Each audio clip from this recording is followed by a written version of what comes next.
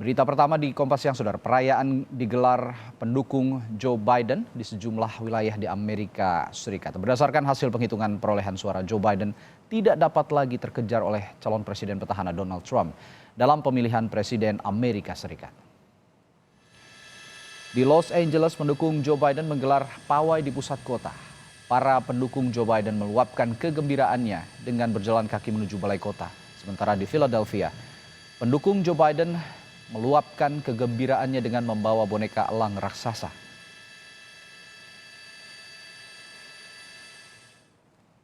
Pemandangan serupa juga tampak di kota New York.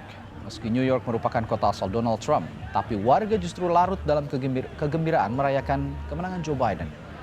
Seperti yang terlihat di McCarran Park, Brooklyn, New York.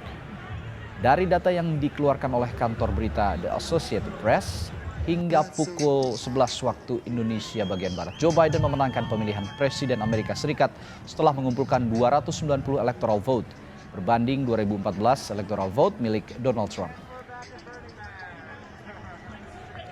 Saat ini sudah tengah malam di Washington DC, tapi perayaan berlanjut di depan Gedung Putih oleh massa yang merayakan proyeksi kemenangan Joe Biden sebagai Presiden ke-46 Amerika Serikat.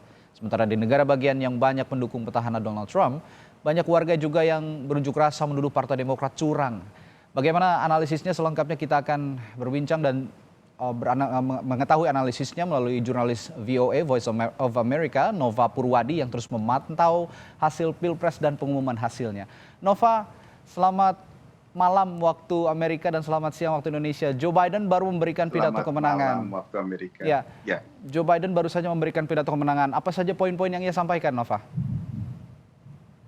Ya, Joe Biden beberapa waktu lalu memberikan pidato di kota Wilmington, negara bagian Delaware.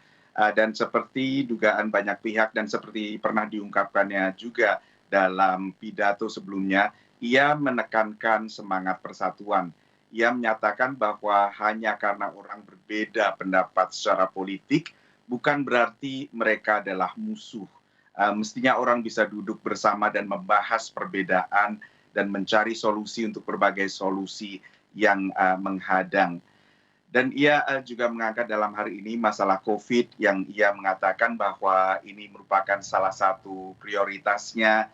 Ia akan mendengarkan para ilmuwan dalam menentukan kebijakan dalam merespons pandemi COVID ini. Begitu juga ia menyatakan akan bisa memulihkan kembali perekonomian Amerika Serikat. Intinya ia memberikan pidato yang berupaya untuk membawa optimisme ke depan di saat mungkin saat ini rakyat Amerika banyak diwarnai selain perpecahan juga diwarnai pesimisme mengenai kondisi saat ini. Bahkan diawali saat ia akan menuju ke podium, Joe Biden sempat berlari begitu beberapa saat sebelum bergabung dengan wakil presiden terpilih Kamala Harris, lalu memberikan pidatonya yang disiarkan langsung ke seluruh Amerika Serikat, Radi. Baik.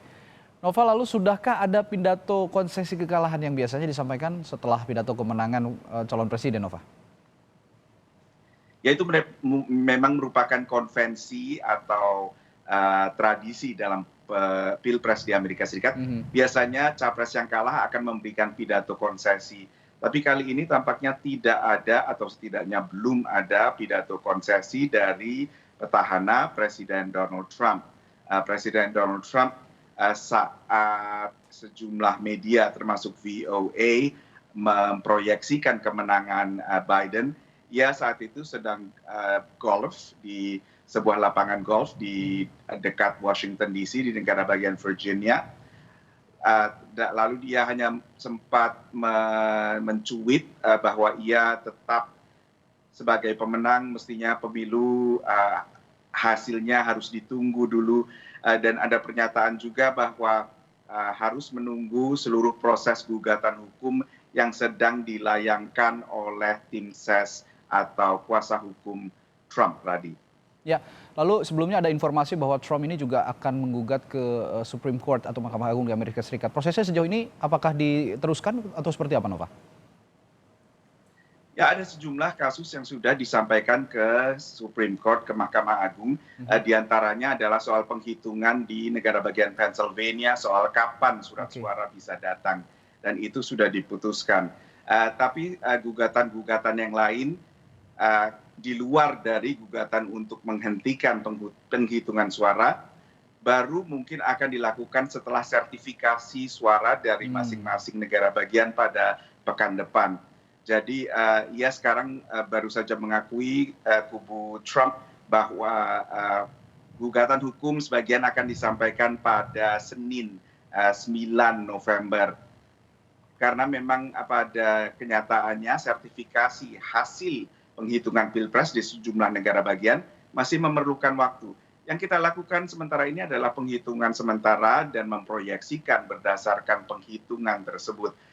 Tapi penghitungannya sendiri adalah proses yang terpisah dan masih harus menjalani proses di negara bagian masing-masing yang menjalani tabulasi, sertifikasi, verifikasi, dan kadang audit sendiri. Dan setelah terjadi sertifikasi itulah baru bisa terjadi penghitungan ulang dan lain-lain yang tampaknya akan berlangsung di Wisconsin dan Georgia karena begitu tipisnya selisih dukungan suara. Tapi ini juga memunculkan isu lain, siapa yang akan membayar karena negara bagian masing-masing memiliki undang-undang sendiri. Biasanya pihak penggugatlah yang harus membayar biaya penghitungan ulang ini, dan biasanya jutaan dolar sehingga bukan biaya yang sedikit. Apakah akan dilakukan? Kami semua masih menunggu apakah ancaman gugatan ini akan memang dilakukan atau sebuah pernyataan untuk sementara ini sambil menunggu hasil akhir penghitungan suara, Radit. Ya, terlepas dari gugatan apapun di pemilu Amerika Serikat bahwa saat ini secara sah Amerika Serikat memiliki presiden ke-46 yang baru, Joseph Robinette Biden Jr. Terima kasih laporan langsung Anda Nova Purwadi langsung dari Washington DC, Amerika Serikat terkait pemilihan presiden Amerika Serikat. Terima kasih.